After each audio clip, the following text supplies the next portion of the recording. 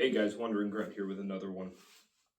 Today we're going to be discussing, this is going to be more of a discussion based video, even though we can't have a discussion. I've had this discussion with enough people that I can kind of hit a bunch of points, but we're going to be talking about IFAKs, the IFAK for the infantryman. Okay, that's going to be it. This is going to be specifically geared towards either the professional or the amateur infantryman. This is not first aid kits, okay? Get that. I know IFAK stands for individual first aid kit, okay? But I like to make a distinction between an IFAK and a first aid kit. Okay, first aid kit is something that I carry with me, like ibuprofen, Tylenol. You know, it's got Band-Aids, ankle wrap, whatever, little boo-boo stuff, okay? This is, I'm in a gunfight, I have been shot, I have stepped on a landmine, I have been grievously injured in some way, and I need to be given, either through self-aid or buddy aid, be given care in order to stabilize me so that I can get to a higher echelon of care, whether that be, a medic or a corpsman, or that be through CASEVAC, getting to a hospital, whatever that case is, okay? So that's what this is geared towards. We're going to be talking about two types that I'll discuss further. We'll have another video on, little boo-boo kits to keep around, first aid kits, things like that. But today we're talking strictly IFAKs.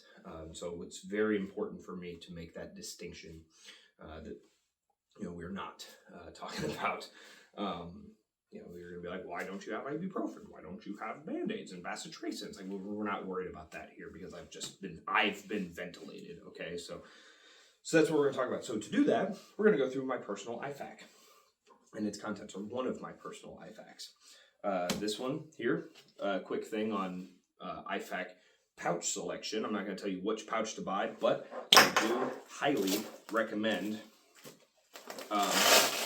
rip-away IFAK pouches, because this allows me to reach behind me. I can pull it off. I get my tourniquet off the top here. That's part of this, but I get my tourniquet off the top, and then I have this in front of me that I can spread out in front of me and try to patch myself back together.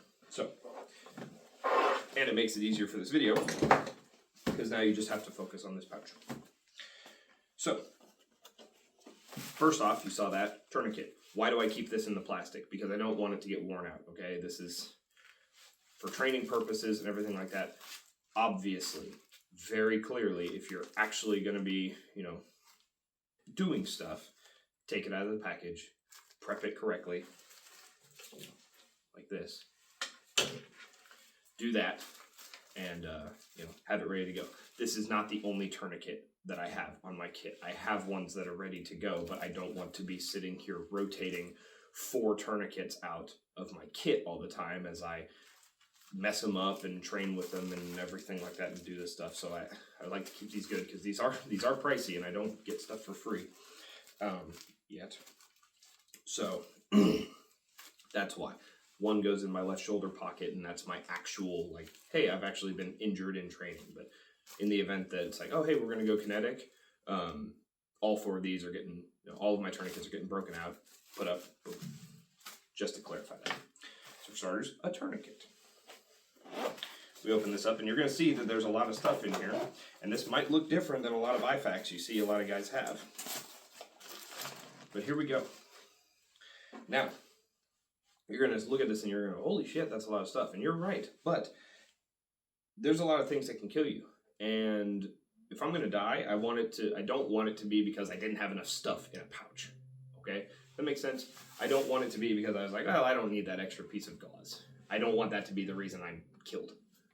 That's, well, he would have survived had he done this. Don't want that to be on me. So, we're going to start going through this. We're going to start over here, and we're going to move over here, and we're going to keep going.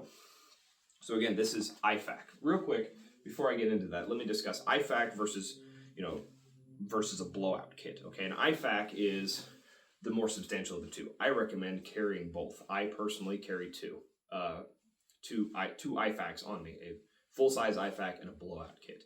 That blowout kit is, small, easy to get to, very unobstructive, and it's just, hey, I've been shot in the arm. Not that being shot in the arm is not major, but I've been shot in the arm, I need patched up, bust into that real quick.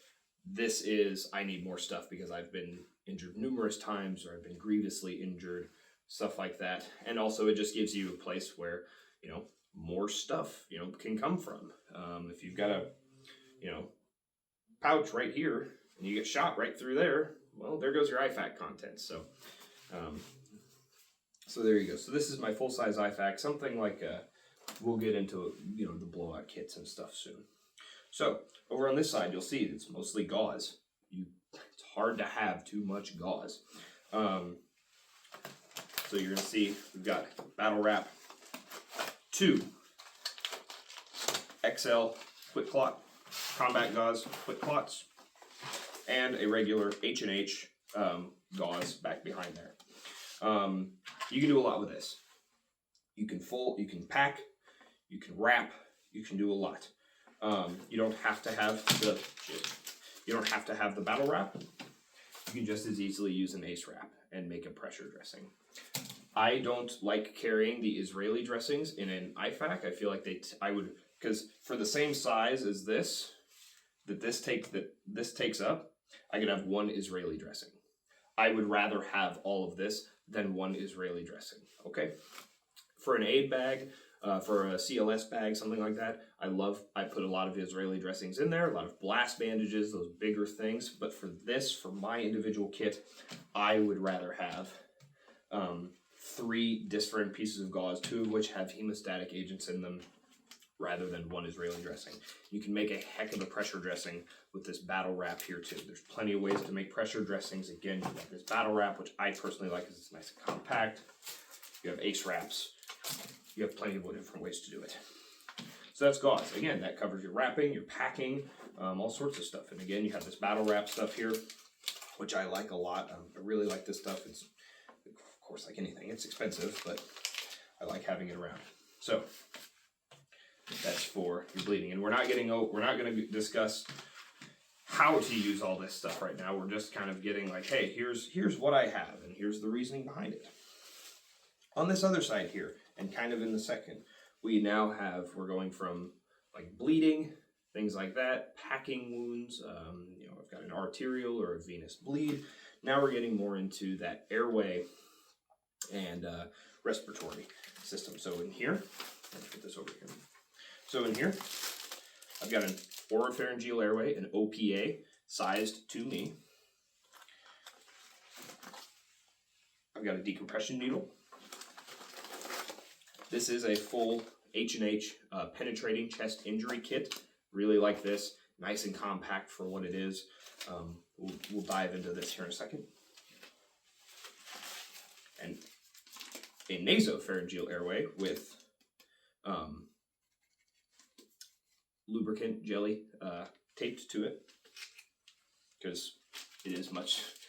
I know that if I'm getting an NPA, I want it to be lubed, so I carry it with me. We have a Sharpie. I don't have gloves in here right now, actually. That is one thing that I'm completely missing, is gloves. This battle wrap stuff, you can also use kind of like tape, so that kind of takes my tape spot. But you could use a little, you could throw a little bit of med tape in here, and for some reason I don't have a set of nitrile gloves, but put a set of nitrile gloves in here. And finally, a NAR saline lock kit. So, let's discuss some of this. Some of this stuff is going to be fairly simple. You're going to understand pretty simply. Okay, you're bleeding. Okay, I've been shot in the chest. I have a tension pneumothorax. I need pressure relieved, so I have a decompression needle. This writing stuff. You can write. Someone can write patient information on their hand. You can write time on the tourniquet. You can write the time on my forehead that their tourniquet was applied. You can write the treatments given on a casualty card. That's another thing I don't have in here, is a casualty card. I don't typically carry those in an IFAK. I'm going to typically lead more towards having those in a CLS bag, like the Corpsman or something like that. That's more his forte. This is more, hey, I just want to be kept alive. I don't really give a fuck about the administrative stuff that's coming after this.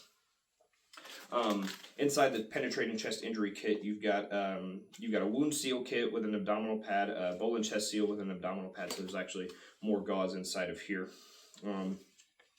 And again, that's just for, you have that, injury into the chest. OPA, obviously, 2 different ways of maintaining an airway.